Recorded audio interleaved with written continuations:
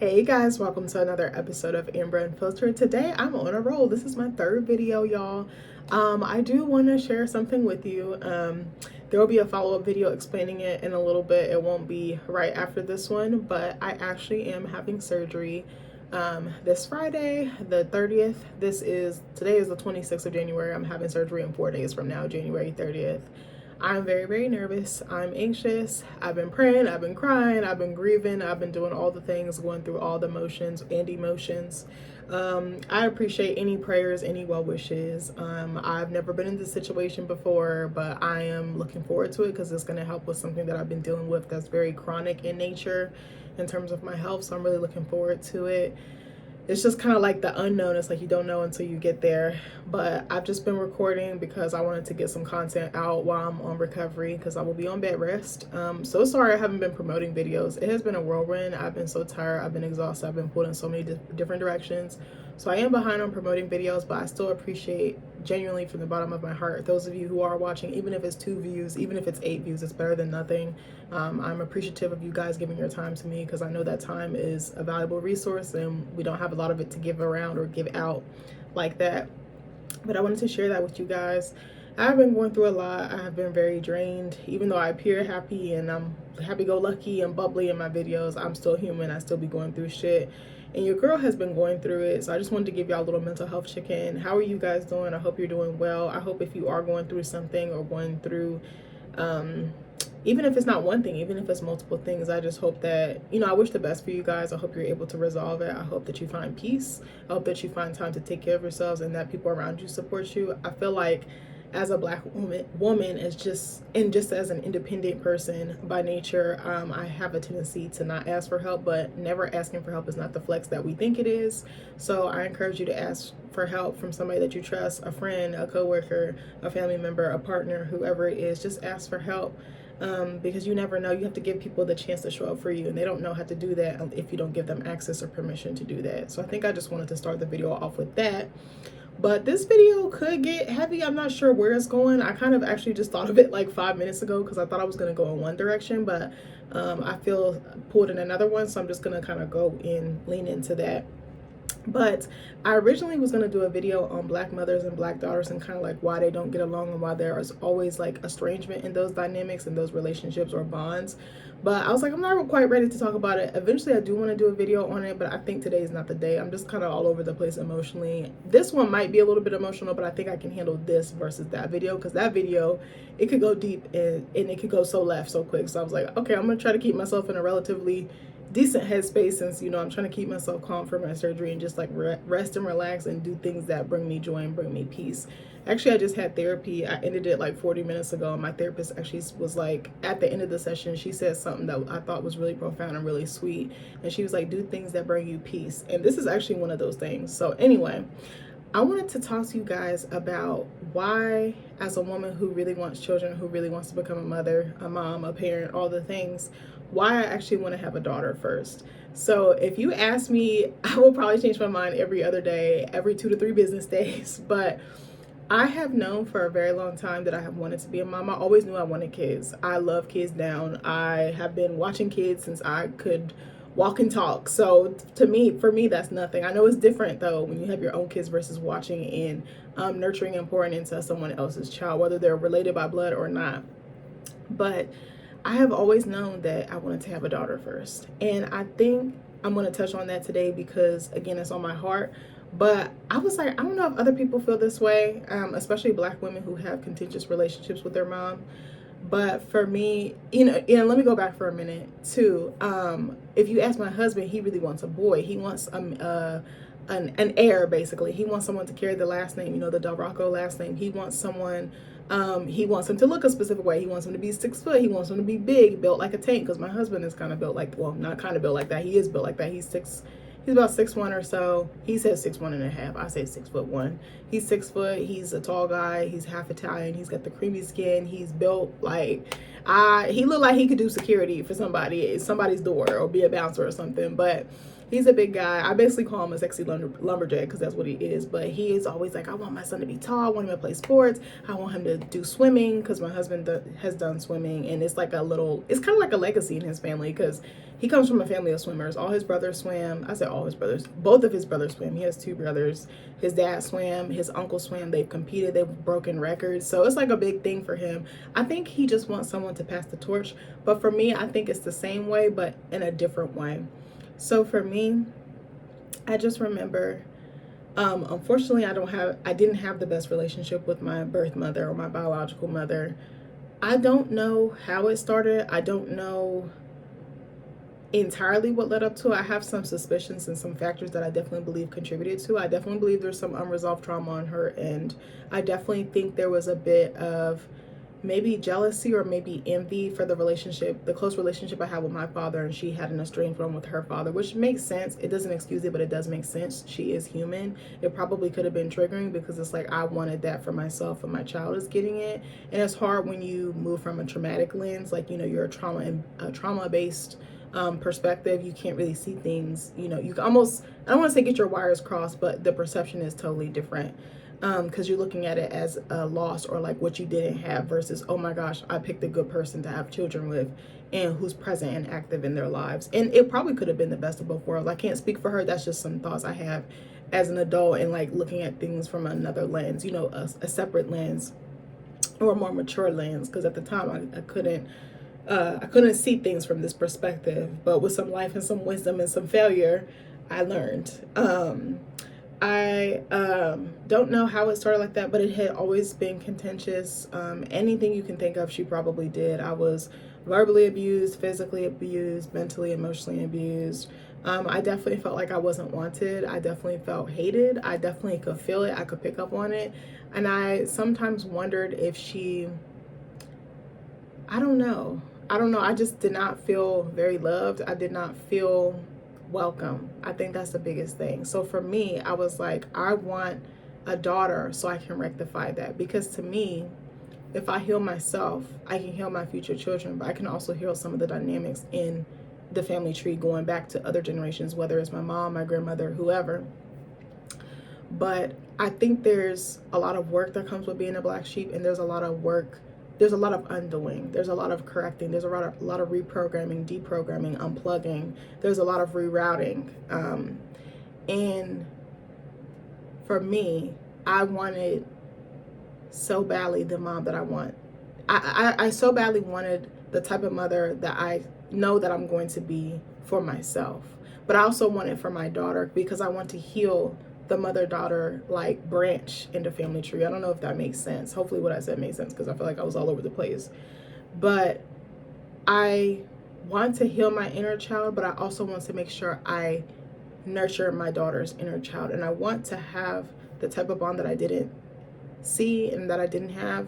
The one that like I really craved. I really wanted to be close to my mom, but there was just too many factors that kind of prevented that. And I think by the time I got older, I was just like, I got to get the fuck up out of Dodge. I still distinctly remember in like middle school, like 5th or 6th grade, I was like, I'm leaving.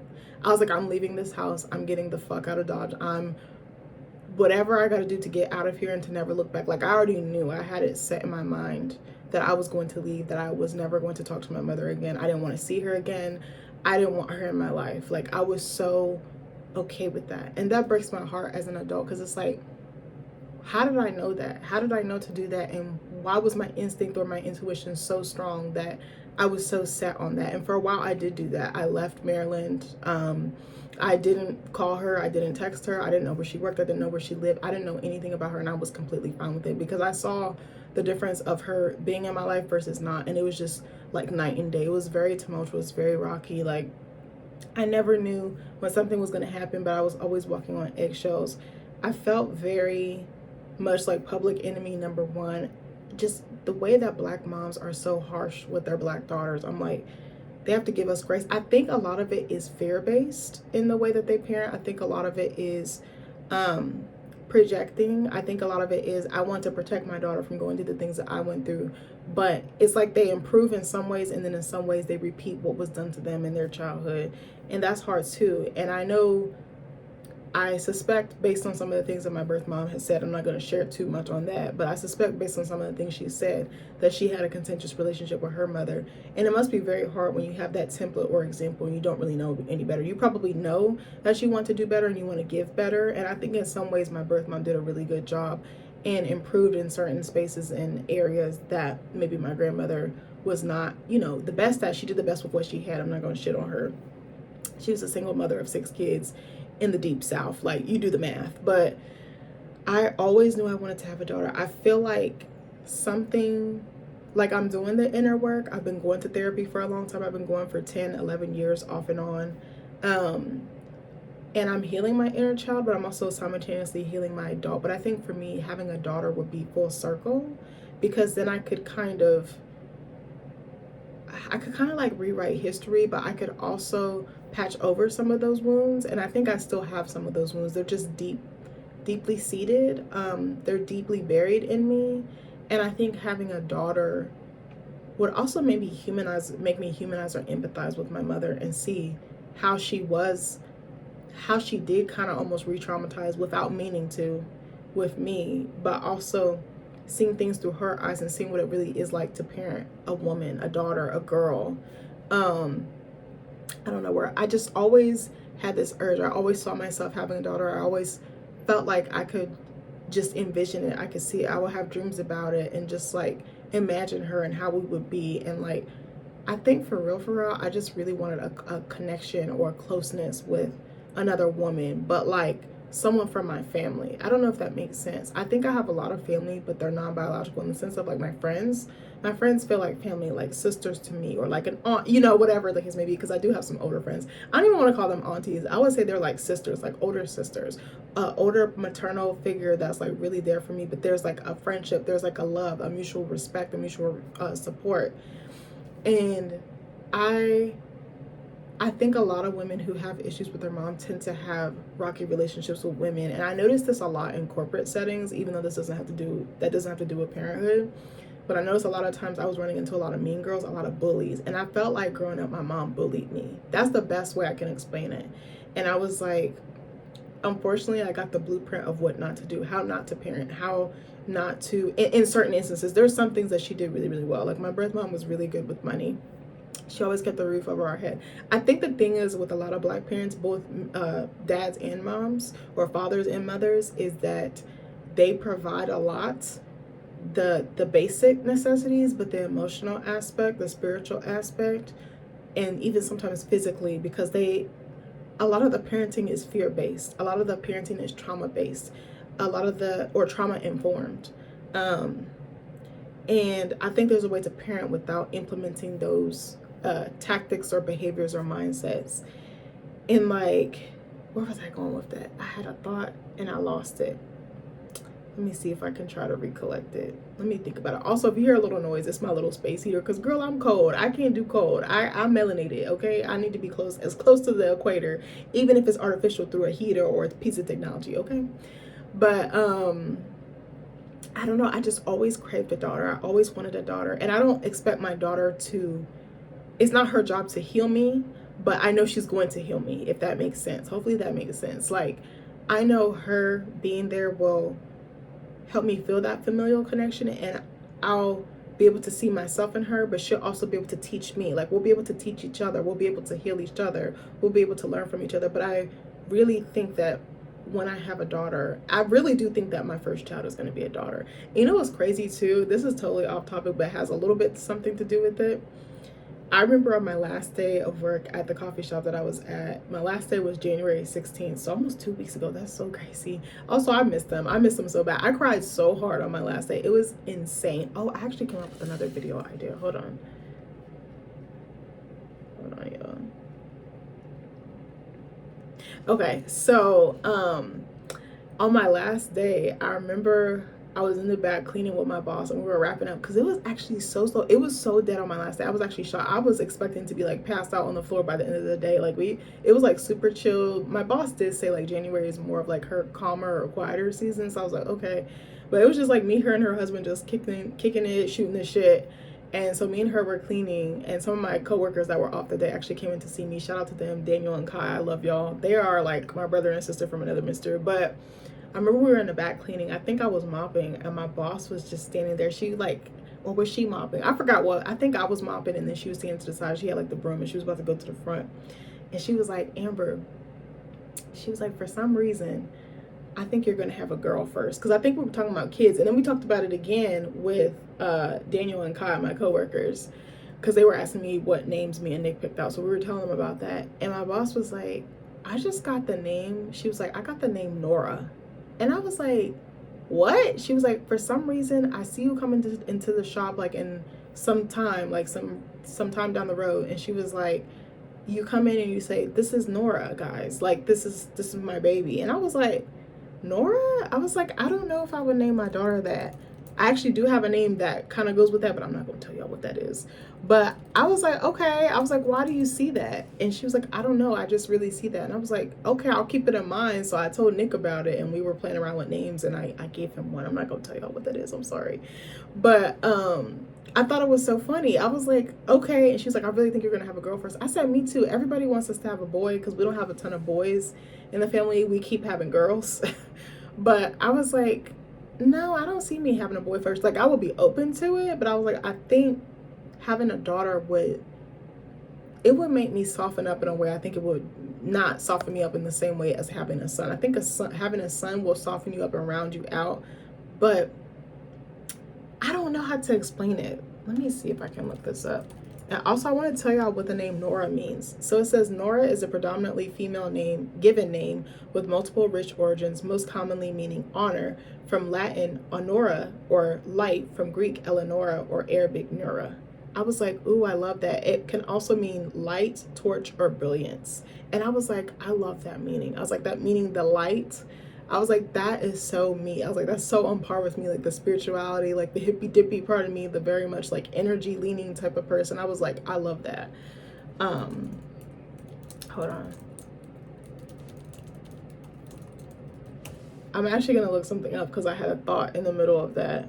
So I put into Google, why does having a daughter ground a woman? Having a daughter is often described as a grounding experience for a woman because it initiates a profound, mutually symbiotic relationship that forces a reassessment of her own identity, past and future. And that's what I'm feeling. I couldn't articulate that, but I think that's what it is. Like, again, it's not her job to heal me. I'm not going to put that on my daughter, but I think her presence and her energy will heal me ultimately. Like, I know kids are very healing, but I'm trying to say that I don't want to put the onus or burden on her to heal me because that's not her job. This transformative process bridges generations, requiring the mother to protect her child from societal pressures while simultaneously healing or reshaping her own perception of womanhood, which I think is also going to happen. Like, I'm going to be able to come more into myself, and I'm going to be able to really hone in and zone in on like what's actually important. Like, I think I'm pretty good at doing that now, but I think kids have a way of anchoring you, a way of centering you and making you see the beauty in life and like what's really key and what's not. It says, here is why having a daughter grounds a woman. Reclaiming and redefining womanhood. In the process of teaching a daughter what it means to be a woman, mothers often rediscover and better understand their own, according to Psychology Today. It encourages a reevaluation of personal, often internalized societal stereotypes and pressures. A mirror effect. A daughter often acts as a mirror. I remember I wrote a poem about this, and I actually wrote that. I was like, daughters are mirrors of their own mothers, like mistakes, trauma, and joy, and all pain, and all the things. But I remember I literally wrote that, and that was like a few years ago. Allowing a mother to see her younger self, which can provide a second chance to guide, nurture, and protect a young girl through the complexities of life. Generational bonding and legacy. The mother-daughter bond is unique in its shared experience of being female, creating a deep emotional connection that fosters a sense of responsibility to pass down strength, confidence, and resilience. I'm gonna probably skip that one because I don't want to be all whatever. So it says relational stability. While sometimes leading to conflict, the intense nature of this bond often grounds women in their own nurturing capabilities and requires them to navigate complex emotional, social, and developmental milestones together. Ultimately, this relationship encourages a woman to foster a strong, independent, and resilient spirit in her daughter, which in turn grounds her own, say researchers in personal accounts. I could totally see that happening. And so I also want to go back because I have another tab open and it says why women with estranged mothers want daughters first. Because it's like the lack of what you didn't have growing up, you want to give that, you want to give that to someone else. I think that's the biggest thing. Like, you know that you can maybe not change history, but you can rectify, but you can also almost give yourself like a new start, a fresh start. It's like, okay, so things didn't necessarily work out with me and my mom, but I can give my daughter the life that I didn't have. I can give her the connection and support that she didn't have. I can give her the mother that I wished I had.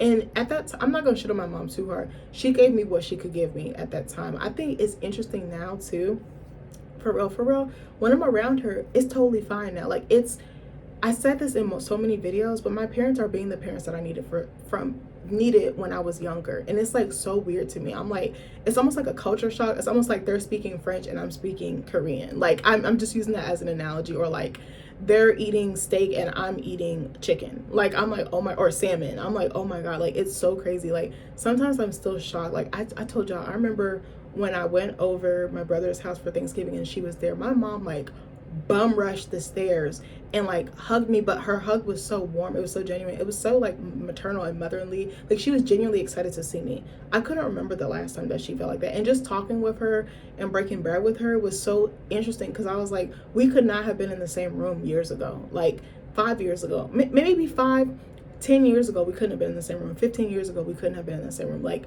we was coming to blows over so many things, and it just would come to a head until it was just like the straw that broke the camel's back. There was just like a dam, like, and it was just like, once that damage was done, it was just like irretrievable. Like, I think I actually wrote her an email back in 2015 saying, I never want to talk to you again, I never want to see you again. I was like, when I get on and popping with my art, like, don't come back in my life. Like, I was so sad. Like, I'm telling you, my heart was so hard, and I was not open to forgiveness. I was not open to reconciliation.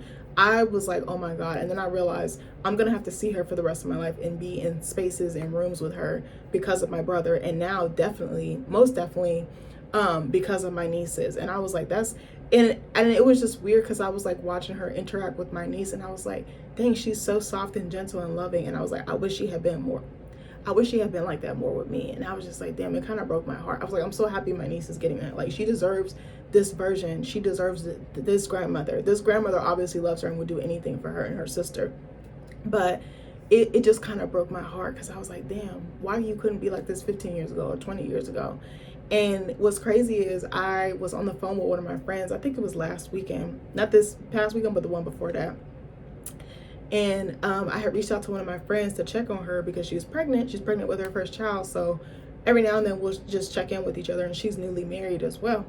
So I reached out to her to see how she was doing, and she was telling me that they were making their pregnancy announcement and everything. And then she was like, and I was like, uh-oh. She's like, me and my mom got into it. And I was like, this is such a happy time. Like, why would your mom do this? Like, she couldn't put the bad behavior on the back burner just for this, like, to be there for you. And I guess she said something to her mother about, she vocalized like something that hurt her, and her mom just, again, went on the attack mode, just went below the belt, like stuff you should not be saying to your child. Nothing you should be saying about your child's future grandchild, the person she had the baby with. Like, it was like, you know, they say you go low, take it to hell. She was like below hell. She was like sub hell, okay? And then me and my friend, we ended up having like a 3 or 4 hour conversation about our mothers and just the trauma that we went through with them, and just like trying to reconcile. But then it's like they do stuff. It's like you're trying to heal from the trauma that they already inflicted or imparted on you, and then they keep re-traumatizing you by doing more things that just adds to it, so you don't get any reprieve. It's just like a mountain building up, a pile of dirt just building up, a pile of trauma building up, and you can't get out of it. You're like, I'm trying to work through this, I'm trying to let you be in my life, I'm trying to move on, but you're making it so difficult. And then it's like, you're not going to have access to my child if you can't respect me. Like, you know what I'm saying? And even that, to add to that, I remember for a long time, I was like, I'm never letting my mom meet her grandkids. Like, I was like, no.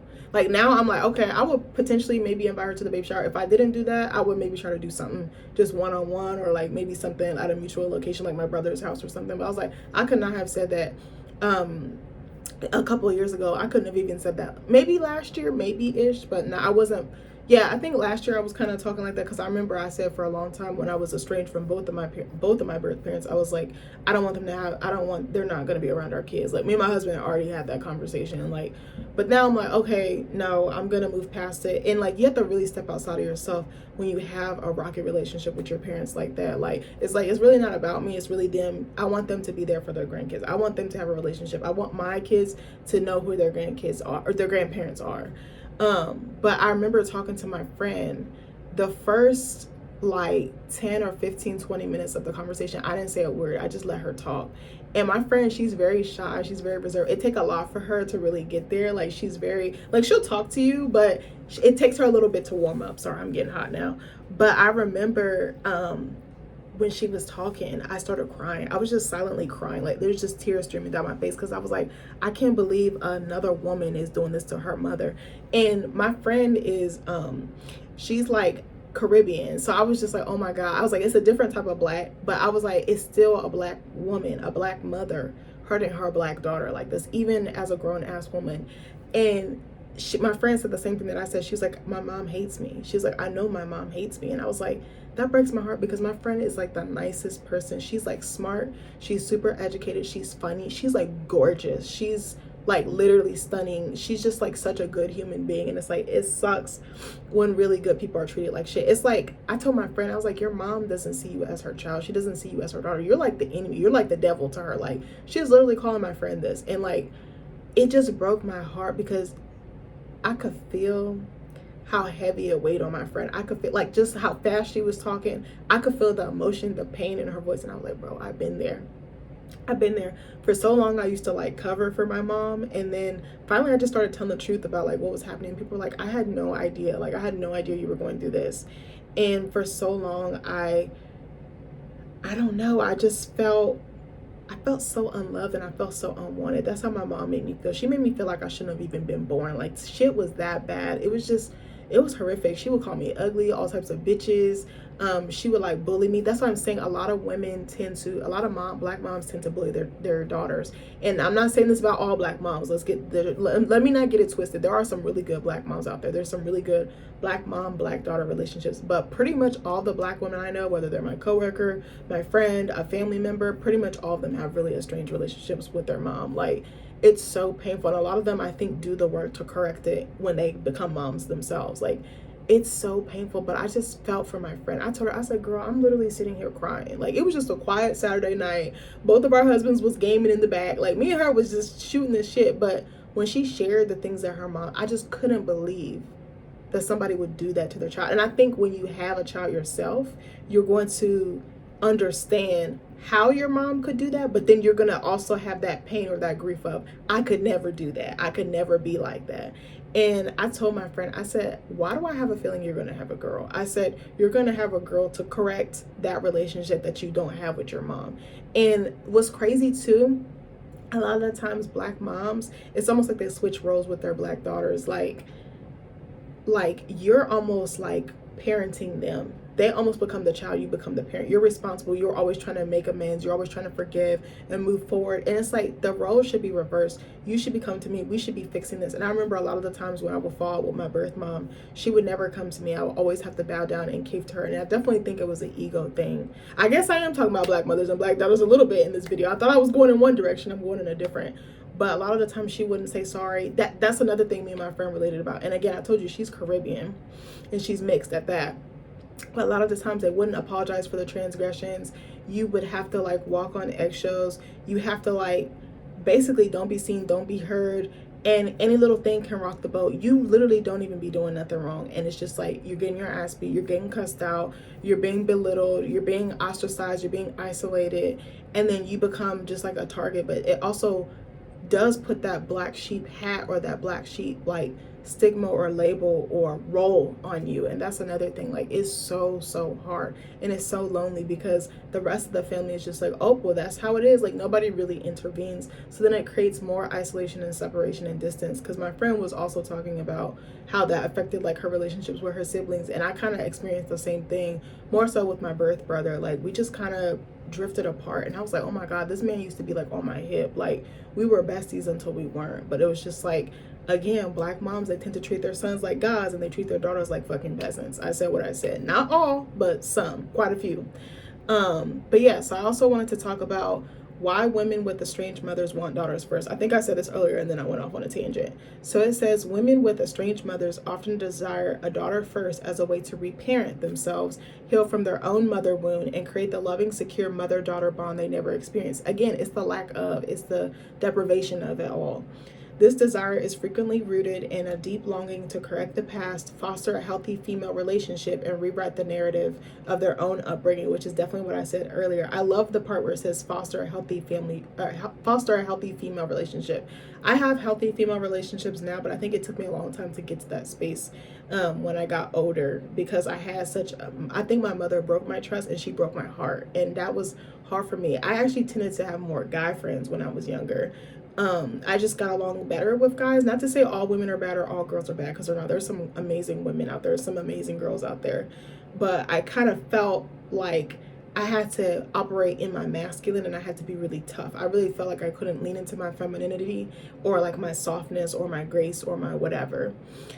Okay, so it says key reasons for this preference include the desire to heal the mother wound. Women estranged from their mothers often suffer from a profound mother hunger, a longing for a nurturing mother figure. Having a daughter allows them to create the unconditional love and support they missed, effectively healing their own inner child through the nurturing of their daughter, which I definitely see. Rewriting the narrative. By becoming the mother they never had, these women seek to break the cycle of emotional distance, abuse, or neglect, which I definitely experienced all three. They aim to build a healthy and secure attachment that stands in stark contrast to their own childhood experience. And I think you have to be very intuitive and intentional to even want to do that, and then to actually do the work and set those steps, order those steps so that you can do that, and set shit in motion to do that. Seeking validation and connection. Estranged daughters often feel misunderstood or unloved by their mothers, which I definitely feel. I even feel that to this day. Like, even with my adopted mom sometimes, maybe not unloved per se, but I think the misunderstood and maybe judged and like super criticized. I don't think she means anything by it. I think, again, a lot of mothers tend to be really hard on their daughters because they want to protect and they want to guide so that they don't repeat mistakes. But in doing that, we feel judged and we feel silenced because we're not living up to the expectations or the idea of the life that our mothers would like us to live or lead. And then also just differences of like personality, differences of opinion, there, and like cultural and generational gaps as well. A daughter represents a potential do-over to experience a close, loving, and trusting female bond, which I definitely think it is, offering a sense of belonging and unconditional acceptance. Control over the relationship. Having a daughter allows the mother to establish healthy boundaries, which I love, because I think as kids we don't really know how to do that. We don't have the tools or the vocabulary to do that until we get much older and head into adulthood, or even well into adulthood.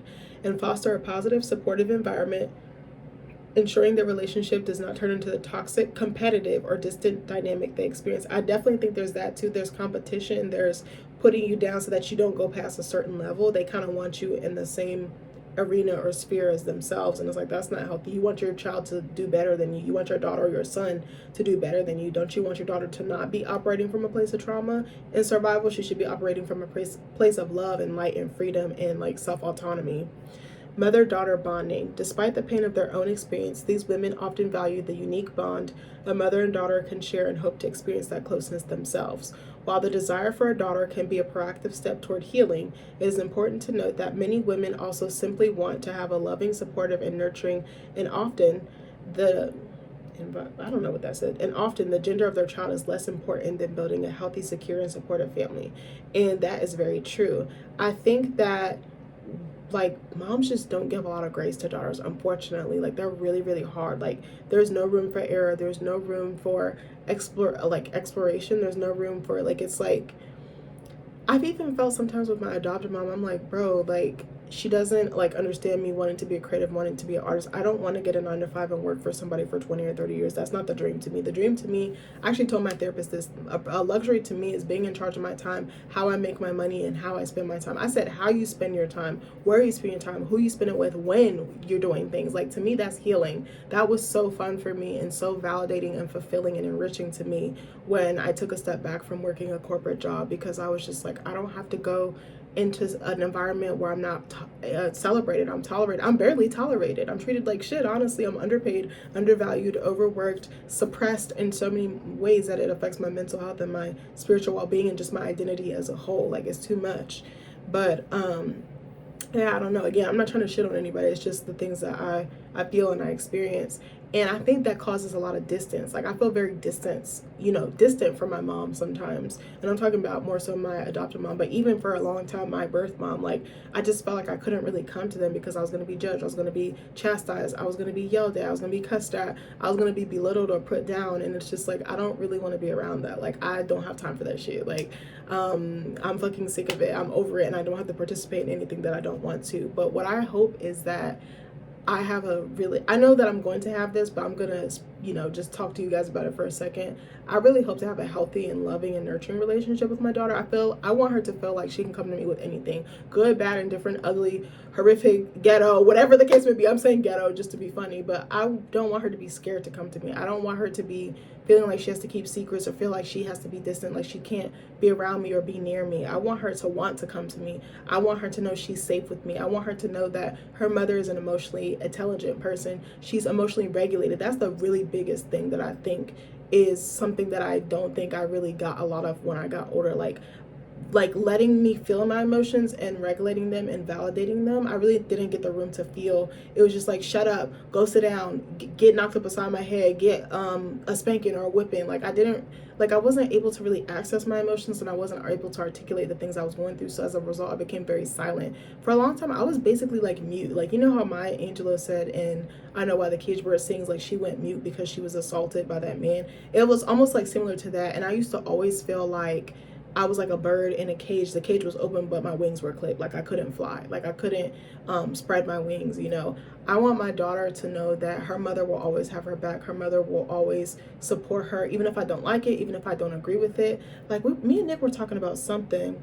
I think it was 90 Day Fiance. It's not exactly the same, but I'm just using this as an example. Do y'all remember Jabri? He was like that black kid who kind of looked like XXXTentacion, and he was living in like Kansas or Missouri or something, and he was with that Insta model. Her name was Miona. And I remember his mom didn't go to his wedding, and I was like, I would never not show up for my child. I think there was something else. Was it a celebrity or someone we knew that didn't go to their child's wedding? And I was like, I don't give a fuck how I feel about that person. I don't care whatever happened, I'm being there for my child. Like, I'm gonna be so annoying. Like, she gonna be like, oh my god, my mom's always in my business, my mom is always there. No, I want to be there. I don't care if you don't want me there. I don't care if you don't like me. I don't care if you tell me you hate me 20 times to my face, call me everything but a child of God. Like, I'm gonna be there. I'm gonna be so like hands-on and present. And I want to be the type of mom that I needed, but I also want to be the type of mom that she needs. And, every kid is different. Every kid requires something different. But I was like, I want to do like arts and crafts. I was like, I want to homeschool them. I was like, I want to, pour into them in a different way. I was like, I wish my parents were a little bit more hands-on with us. Like, they were pretty much like, okay. Like, I feel like another thing a lot of black parents do, me and my friend was talking about this, is that it's like, it's a privilege for you to be here. It's like, bitch, you brought me into this world. And it's like, you have to earn your keep. You don't really get to be a kid. You got to clean. You got to cook. You got to raise your siblings. You don't really get, again, a lot of black daughters don't have that autonomy. Like, you're always in service of other people, but then in doing that, you do a disservice to yourself. You don't even know what you like. You don't know what you dislike. You don't know what you want, because no one ever gave you the space and grace to do that. And I was like, I am so intentional. I told my husband, I was like, or I want to be so intentional. I was like, I want our kids to just be kids. I don't want them thinking that they have to be an adult. I was doing chores when I was like 6 or 7 years old. Like, and it was like, okay, if you don't do this, you can't go outside. You can't do this. You can't do that. It was so many conditions, so many contingencies. I just want my kids to stay in a kid's place. I want them to go skin their knee outside and play for 6 hours. I want them to be on the tablet. I want them to have fucking grape jelly all over their little sticky hands and mouths and diapers and whatever. Like, I just want them to be a kid. I grieve my childhood so much because I really don't feel like I got one. I feel like I'm like almost being an adult, and I'm almost like trying to foster some sense of inner child, but like gaining those pieces of my childhood that I didn't get access to or didn't even really get to live, like it's kind of sad. Like, sometimes I'll be like, oh my god, like I'm so excited. Like, it took me almost 30 years to go to Disney World. I think I was like 28 when I went. It was when I got married, and I was just like a little kid in a candy store. I was so happy. Like, just little things bring me back to earth. Seeing my nieces, seeing my nephew, and like bonding with them. And sometimes I'm like, not that I'm jealous or anything, but I'm like, I tear up because I'm like, they're getting good childhoods. They're getting quality childhoods. They have a good quality of life. I remember one time I was babysitting my niece and nephew, my oldest brother-in-law and sister-in-law's kids. And I remember I was upstairs in my niece's room with Nick and her brother. Her brother's one. He's so fucking cute. Like, I'm obsessed with that baby. As soon as he see me, he be like, Auntie. I be like, yeah, that's me. That's me. I'm obsessed with you, and you're obsessed with me likewise. But I remember we were upstairs playing, and I was just looking around, just like at how safe her space was and how loved she was, and like I was thinking about her network. Like, I was just looking at all her little toys, all her little dresses, and like just how content and happy she was. Like, you could tell she's so happy. She's so at peace. And I was like, I wished I had that, but I was like, I'm gonna give that to her cousin, you know. But I was just like, huh. And even sometimes I'll look, like, whenever there's something that my brother-in-law or my sister-in-law have, people show up in numbers. Their tribe is so strong. Their support system is so strong. And I was like, that's exactly what I want for my kids. Like, I look at them, I'm like, oh my God, they are so blessed. They are so fortunate. I'm so happy for them that they have this many people showing up for them and showing the fuck out. Like, anytime, hands down, they run in 20, 30, 40 deep. Every time, probably deeper than that. But like, you be like, damn, that tribe is mighty. It's fucking mighty. Like, I'm like, oh my God. But I just want my daughter to know that there isn't nothing I would do for her, and that I already love you even though you're not here. But I just really want a daughter. Like, of course I'll be happy to have a son. I'm just happy to have a healthy baby. Like, I have a lot of health issues, so like that is kind of, you know, up in the air right now, but I was like, I'm working on getting that sorted out. But like, I just want a daughter so that I can, like, I don't know, so I can heal. But so I can heal her, so I can heal my granddaughter, so I can heal my great granddaughter, and so many other women in my family tree. Like, and I just want her to know that, like, she's never gonna have to want for shit, and I don't want to impart trauma on my daughter. That is not my plan. I want to heal myself so I can be the best mother to her, and so that I can show up for her in ways that people didn't show up for me.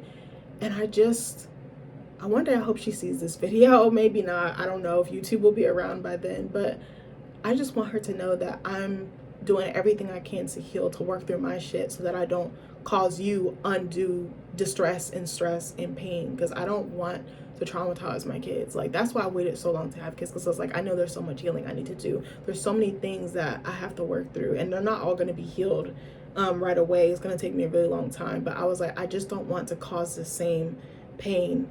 Like, I wouldn't wish this feeling on anyone, to feel unloved, to feel unseen, to feel invisible, to feel hated, to feel like you have to run from your own family because you know you don't belong, you know you don't fit in. Like, I don't want to bully my daughter. I don't want to hurt her. I just want to love her. I just want to support her. And I just want to be that safe space for her. I don't want to flip what she tells me and weaponize it against her. I don't want to call her out her name. I want to pour into her. I want to do affirmations with her. I want to tell her she's beautiful every day. I want her to know exactly who the fuck she thinks she is. And I want her to have a healthy sense of self and identity. And I don't want her to bowl over and do things that other people want her to do. I want her to stand firm in her principles, and to be rooted, and to be centered, and to be grounded, but also to know she got an army coming behind her, like, period. I almost cried just now. But anyways, I love you guys. I hope you like this video. Let me know what you think. Let me know, do you guys have a strange relationships with your moms? I feel like it's so common. I told one of my friends, I was like, with my coworker but slash friend, but I was like, girl, I was like, show me one black woman who doesn't have a bad relationship with her mom. I was like, I'll wait. Like, I'll really wait. But let me know if you want to talk about it, you know, in my inbox. Maybe if you don't want to talk about it in the comments, you can email me at amberunfilteredshow@gmail.com. I love you guys, and I'll see you in the next video. Bye.